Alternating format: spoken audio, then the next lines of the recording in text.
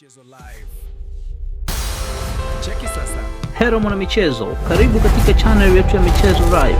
Usisahau kusubscribe, kulike, kucomment na kushare na marafiki ili waweze kupata habari zinazohusu michezo.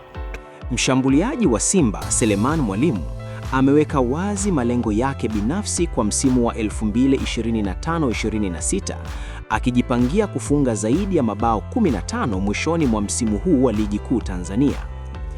Nyota huyo anaamini ana uwezo wa kufikia idadi hiyo endapo ataendelea kupewa nafasi ya kucheza mara kwa mara.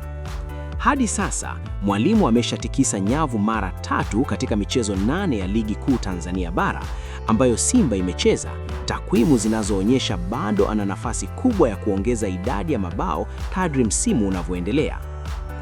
Akizungumza kuhusu malengo yake, Mwalimu amesema kila anapopata nafasi uwanjani, lengo lake ni moja tu, kufunga bao au kutengeneza pasi ya bao.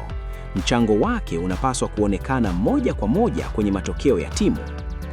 Kikubwa ni kuaminiwa na kupewa nafasi ya kucheza. Kila ninapopata nafasi, nimejiwekea malengo ya kufunga au kutoa pasi ya bao. Hilo ndilo jambo la msingi kwangu, amesema mshambuliaji huyo. Ameongeza kuwa hawezi kuweka idadi maalum ya mabao kwa kila mechi, lakini ana uhakika siku akipata nafasi na mambo yakimwendea vizuri, anaweza hata kufunga hat-trick katika mchezo mmoja.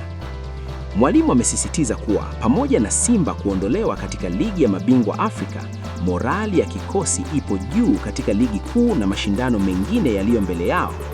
Amesema wanaendelea kupambana kwa nguvu zote kuipigania nembo ya klabu hiyo hadi mwisho wa msimu kufikia malengo yanayotarajiwa.